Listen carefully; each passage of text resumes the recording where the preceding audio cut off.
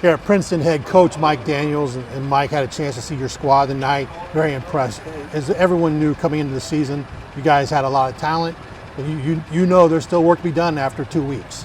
Absolutely, and you know, little things we need to work on. I'm excited to get back to tomorrow, watch the film, and then be able to coach it up from there. Let's talk about a year ago. You guys got off to a good start, and then the stuff you guys couldn't really control happened. That's behind you. Yeah. Talk about this year's squad, how they've responded and worked over the offseason to make sure because as we've said before, there's a target on this team's back because of the talent you have. And how have they worked to overcome that? Well, I think you know, just trying to cut the white noise and focus on what matters, you know, and keeping the main thing. And so, you know, that's a daily must. And we got a lot of different personalities on this team, and so it is a lot of work to get it done. But the kids are they're good. They're good, and they listen. I got a good hold on them. So this is a part of the process. You know, usually when you win 42-0, you're excited. But you know, we got some, and I'm happy for the win. But we got a lot of work to do, and I'm excited to get back to the film on Saturday and then get back to practice. Full pads on Monday. People come and see your team, they're focused on the guys like the Paris Johnsons Juniors, Derrick Henrys, Jaheim Thomas. But you've got some other guys that are seniors that have made commitments elsewhere, who are big impact players on this team, and also some underclassmen. Yeah. So Leroy Bowers is a name to recognize. There's 2 games in a row he played really, really well. Plays a lot of snaps. He's on a lot of special teams. Plays punt. He's one of our punt returners, kickoff returners, and he plays our down safety. So he's a kid that he's a Division I type kid, body size and ability. He's a name. And then Quincy Hughes is another underclassman kid that his talent is picking up some steam. And so I'm excited for those kids. But that's the way it should be when you build it right. You know, it should be cycling in, and you know, we got good players. And so we just got to make sure we maximize them and keep it going. And we got some kids. Kevin Suttles, he's all over the place making plays, a physical kid. So we got some kids, and it's my job and my coaching staff job to maximize what we have. You come out every week, you look at that scoreboard, you see that name, Pat Manker's up there.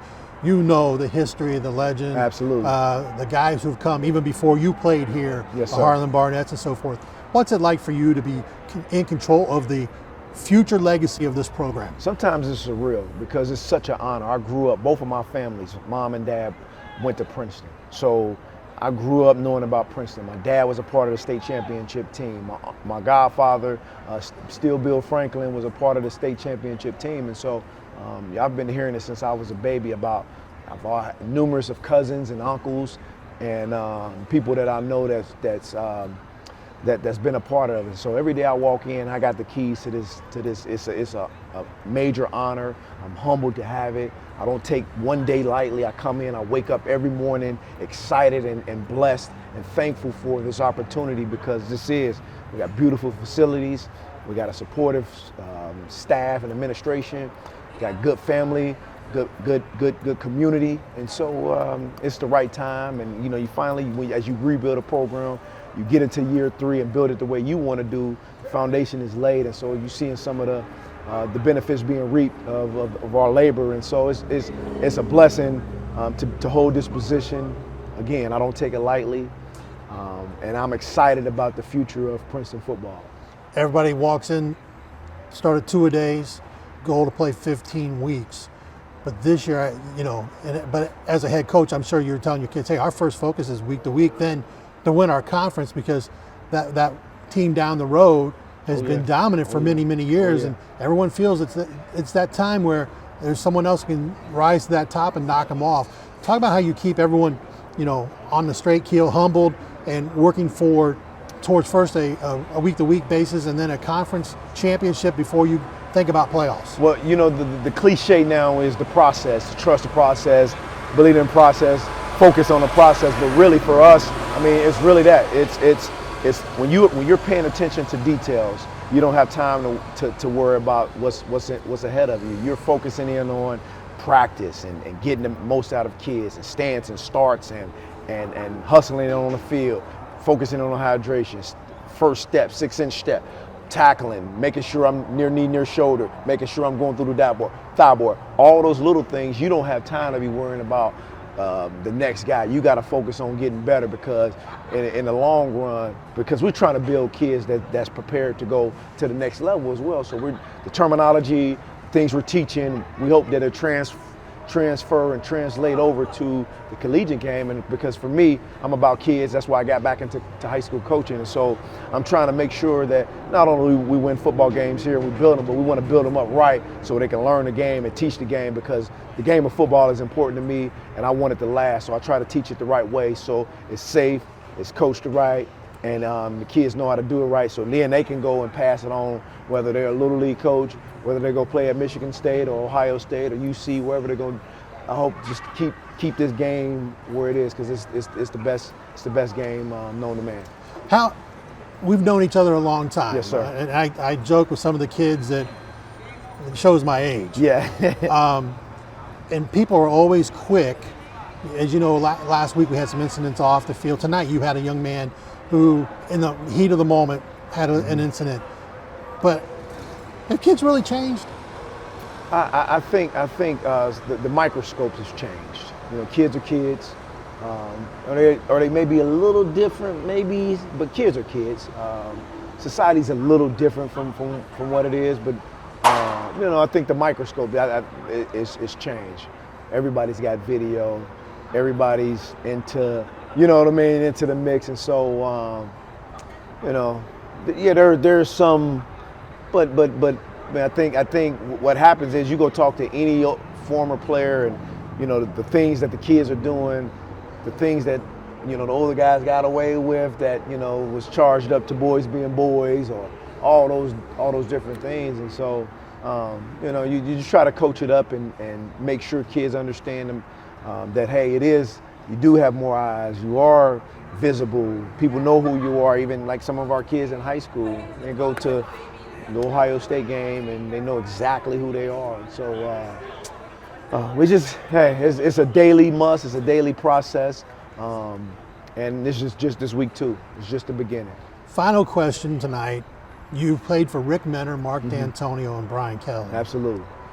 What did you learn from each one of those guys? 'Cause each one's totally different individuals. Absolutely. That you carry on today to your coaching. Well, I think you know Rick was a short period of time. We're talking really freshman year, but 5 months, because he was let go after the season, and then I was on offense. He was defensive guy, so not a whole lot from Rick. But when you talk about Dantonio, toughness, attention to detail, and just being a family man and coaching with true love is what I got from Dantonio. He's a great man. I love him. And you know, that's where I spent most of my time, is with Dantonio and that staff. That's where I grew up as a man, with that staff. And he tried you. Oh, well, listen. When he came in, took over the program. I had to grow up, just like most 18-year-olds have to do. I had to grow up, but he gave me grace, and I respect him and I love him for that. We laugh every time I see him about, you know, hey, you look at the 18-year-old Mike Daniels that was figuring things out to the 34-year-old head football coach of a premier high school, and so it's a beautiful thing. And then moving on to Brian Kelly. Brian Kelly also holds a special place in my heart, because he showed me CEO. He showed me how to manage and blow the program and show the program to the next level and move it up. CEO, you know, how to manage and delegate and have his hand on everything, but not directly on anything. And so he's a mastermind in that respect.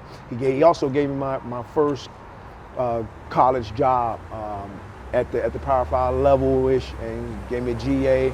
He took great care of me, and so for him, I got a lot of respect for him, and I appreciate those opportunities. And then the beauty of it is those staffs too, the Mark Statons, the Harlan Barnetts, the Mike Tressels, and then on other staff, the Charlie Monars, the Ernest Jones, some of the people that I still got good connections with today. I appreciate that. And it's a blessing. I've truly been blessed in my career to be able to have some of the opportunities, and so again, I don't take anything lightly. I'm very appreciative, try to stay humble, and that's just the way I was raised. And so, And I guess I need to ask you, tomorrow, Ohio State, Bearcats are going up to Ohio State. You got two kids, future Buckeyes, one a future Bearcat. Your thoughts on the very game? neutral. I'm neutral. Oh, come on. I appreciate the Ohio State for giving me tickets, and then I've grown to build a great relationship with that staff. Ryan Day is the real deal, and good man. Mark Pantoni, Al Washington, all those guys, Tony Alford that I've built relationship, Greg Studd. So you build relationship with those guys, it just means a little bit more. And then obviously UC, Marcus Freeman is one of my best friends in his coaching field, and that's my alma mater. So again, I'm neutral. I wish them both the best, and I get to be a fan and watch it. And I appreciate Ohio State for blessing me with a ticket, because I'm sure there's some coaches around this state that won't be able to have it. So I appreciate that. As always, appreciate the time. Wish you Yes, the best sir. of luck. Thank you. Thank you, Dave. Thank you for showing.